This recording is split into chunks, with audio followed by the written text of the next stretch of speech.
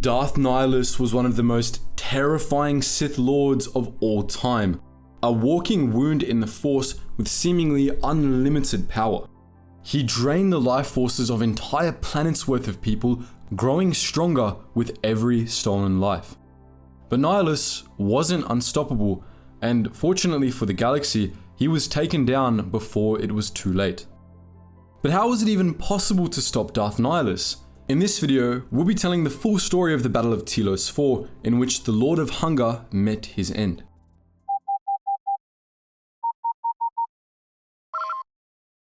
Attention, Sergeant on deck! Darth Nihilus was created by the Battle of Malachor 5 at the end of the Mandalorian Wars, one of the most cataclysmic events in galactic history. At Malachor 5, Jedi General Meetra Surik ordered the activation of a superweapon that nearly wiped out both the Republic and Mandalorian fleets, creating a massive wound in the Force centered around the planet. The effects of this wound were what created Nihilus, and they forced Surik to sever herself from the Force. But the effects of Malachor weren't limited to the beings present for the actual battle. After Malachor 5, the galaxy was consumed by the Jedi Civil War, which killed countless people and left the galaxy in ruins. Atrocities like the destruction of Taris caused additional wounds in the Force, wounds whose power was amplified by the echoes spreading from the wound at Malachor 5. These echoes kept building upon each other, threatening life on a galactic scale. Nihilus was essentially a manifestation of these echoes. His power came from Malachor, but he was just a vessel for it, spreading it throughout the galaxy. Nihilus's control over this was very limited. When he didn't feed, the hunger would consume him instead. This presented a dilemma for the Lord of Hunger. The more he fed, the more powerful the hunger would become, and the more it would take to stop it from consuming him. Despite this eventuality, Nihilus kept feeding. He didn't have much of a choice. After the Jedi Civil War, he apprenticed himself to Darth Traya, becoming a member of the Sith Triumvirate. Traya taught him how to take advantage of his hunger, and on Traya's orders, Nihilus participated in the first Jedi Purge. Force sensitives satisfied his hunger the best, so he sought out gatherings of Jedi which he could sense like a beacon from across the stars. At Qatar, a Miraluka colony, Nihilus consumed all life that existed on the planet during the last conclave of the Jedi, killing most of the Jedi left alive in the galaxy. After Qatar, there was a single survivor, one Visas Ma, who Nihilus chose as an apprentice. He developed a force bond with her and sent her to track down Jedi and bring them to him. Around the same time, Nihilus and another Sith Lord, Darth Sion, teamed up and betrayed Traya, stripping her of the Force and casting her out of the Sith Order. After Traya's exile, Sion tried to hunt down Meetra Surik, now believed to be the last of the Jedi. While Nihilus set his sights on Onderon, sending out Visas to hunt down Surik as well. Nihilus secretly allied with General Vaklu and Colonel Tobin of the Onderon military, who were planning a coup against Queen Talia. Nihilus promised them support, planning to feed on Onderon once all was said and done. We'll return to Nihilus in a little while. For now, a little more perspective. When Nihilus and Vaklu allied, the year was 3951 BBY, 5 years after the end of the Jedi Civil War. Despite the fact that the galaxy hadn't been at war in half a decade, it was in a pretty terrible state. The Mandalorian Wars and the subsequent Jedi Civil War had killed countless people, destroyed entire planets, and crippled galactic infrastructure, and the Republic was struggling to hold itself together. The collapse of galactic society was imminent. All over the galaxy, things were starting to fall apart. The Republic Navy was weak, and it had so few ships to spare that the Republic had to all but abandon most of the Outer Rim, leaving worlds like Dantooine to the wolves. The Senate was relying heavily on Onderon and a scattering of other worlds that managed to escape the Jedi Civil War, but this was only causing more problems, encouraging political factions on Onderon and elsewhere to vie for secession from the Republic. With everything falling to pieces, the Senate decided to bet everything on one key variable, the Telos Restoration Project. Telos 4 had once been a beautiful, verdant world, but it had been the victim of an unprovoked Sith attack at the start of the Jedi Civil War. A Sith armada had subjected the entire planet to orbital bombardment, leaving its surface a charred wasteland and its atmosphere full of toxins. Billions of people were killed and billions more were displaced. After the Jedi Civil War, the Senate and what was left of the Telosian government contracted a herd of Ithorians to help rebuild Telos 4. The Republic poured most of the credits it had to spare into the restoration project, praying that its success would give the galaxy the hope it needed to rebuild. Restoring Telos wasn't an easy task. The Telosians had to build Citadel Station, a colossal orbital construct above the planet, which maintained a shield network that divided Telos' surface into zones. One by one, the Ithorians terraformed the zones, altering the atmosphere and introducing new plant and animal life to the surface. Piece by piece, the Ithorians tried to terraform Telos back into a livable state. To make the project even more difficult, the Republic couldn't afford to spare a permanent fleet detachment to protect Telos, though Admiral Karth Onasi of the Republic Navy, a Telosian native, checked in on the planet regularly. In 3951 BBY, the restoration project came under threat when, in an attempt to kill Mitra Surik, Darth Sion destroyed the Paragus system, the main source of fuel for Citadel Station. This couldn't have come at a worse time, as the situation on Onderon was making the importation of flora and fauna difficult, and the ruthless Zerka Corporation was attempting to privatize the whole operation.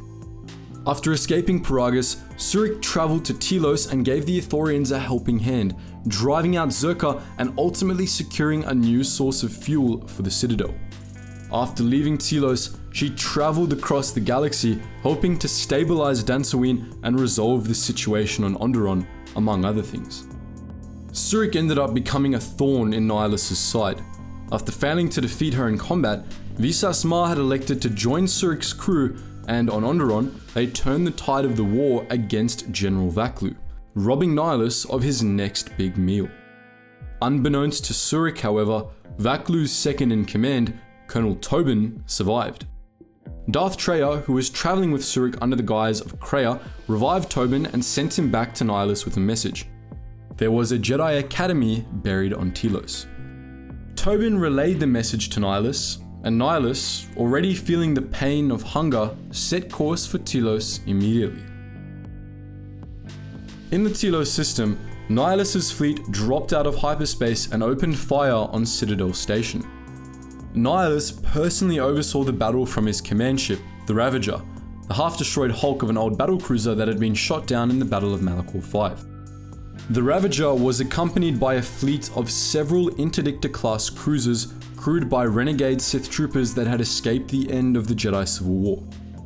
The fleet unleashed swarms of Sith fighters and sent Sith commandos to attack Citadel Station, but the battle was of little concern for Nihilus. He sought to feed on the Jedi, and his only aim was to draw them out. Only the badly outmatched Telos security force, led by Lieutenant Dol Gren, defended Citadel Station. As soon as the Sith ships appeared, they put out a distress signal, but Gren doubted anyone would answer. The Republic was too overextended and didn't have the ships or manpower to spare. Fortunately for Telos, Zeron, the commander of the Dantooine militia, led a team of soldiers to Telos to help, while Queen Talia sent a detachment of Onderonian troops under Major Riken to join the battle. Mitra Surik, Visas Ma, and their allies also joined the fighting, as did Mandalore the Preserver and an elite detachment of Mandalorian troops whose loyalty Surik had earned on Onderon. Together, the defendants managed to repulse the Sith commandos that had boarded Citadel Station, and the Onderonian troops stopped a team of Dark Jedi from sabotaging the station's fuel controls, which would have caused it to fall out of orbit. But defending Citadel Station wasn't enough. Nihilus had to be stopped, or it would be all for nothing. With no alternatives, Surik, Visas, and the Mandalorians decided to board the Ravager via an orbital shuttle and fight their way through the ship. As their shuttle sped off toward the Sith fleet, more ships came out of hyperspace in the distance. But this fleet wasn't Sith reinforcements or more of Surik's miscellaneous allies. It was the Republic. Admiral Onasi had gathered a fleet of Republic Hammerhead-class cruisers and Foray-class blockade runners, supported by dozens of independent fighter wings. It was all that could be spared. At this desperate hour, the Republic had decided to throw everything into the ring to save Telos. On the Admiral's orders, the Republic fleet opened fire on the Sith vessels, distracting them while Surik and the Mandalorians boarded the Ravager. Surik and her allies found the ship to be just as derelict inside as outside. Everything was just barely functional, and only Nihilus's half-living slaves and soldiers stalked the ghost ship's halls. The Mandalorians recognized the vessel. Its hull still showed scars left by Mandalorian guns. Once aboard, Surik, Visas, and Mandalore went off on their own, while the other Mandalorians defended the shuttle and planted bombs all over the ship. The teams had two objectives: to kill Nihilus and to blow up the Ravager afterward. Surik and her team made their way to the bridge where Nihilus waited. Upon coming face to face with the Lord of Hunger, Surik revealed that there were no Jedi on Telos. Kreia had deceived him. The news greatly agitated Nihilus, for the hunger was beginning to consume him and he was starting to get desperate. Visas, terrified of her former master, offered herself up to appease him. But Surik intervened. She had figured out Nihilus's weakness. The power he wielded was not his, but an outgrowth of Malachor. Visas had feared that Nihilus would keep growing stronger forever until he consumed the whole galaxy, but Surik realized that Nihilus wasn't getting stronger at all. The hunger was getting stronger, and Nihilus was getting weaker. Surik offered herself up to Nihilus in Visas' place. The Dark Lord attempted to consume Surik, only to feel the wound in the Force within her. He couldn't touch her. She also carried the echoes of Malachor inside, but unlike Nihilus, she had conquered that power instead of giving into it. She was stronger than Malachor, and in trying to consume her, Nihilus only wounded himself. With the Lord of Hunger weakened, Surik, Visas, and Mandalore attacked. The resultant lightsaber battle was hard fought. Even weakened, Nihilus was no pushover. But Visas was able to exploit the bond she shared with the Sith Lord to temporarily weaken him, allowing her to go in for the kill. Darth Nihilus was slain. Before leaving the bridge, Visas removed Nihilus's mask, wishing to see her former master's face. She found that he was, as she later remarked, a man and nothing more. As Surik, Visas, and Mandalore left the bridge, dark-side energies consumed Nihilus's body, destroying the last traces of the Lord of Hunger. Surik and her allies left the Ravager and blew the ship up behind them. Republic forces destroyed the rest of the Sith fleet in short order. The battle was won and Telos was safe. The Battle of Telos 4 saved the Republic, not just because Darth Nihilus was defeated, but because the Republic victory there meant the restoration project could continue. In time, Telos was restored and the galaxy began to rebuild. But what do you think? Are there other tales from this era you'd like us to talk about? Let us know all that and more in the comments section below. And as always guys, thank you so much for watching and I hope to see you in the next video.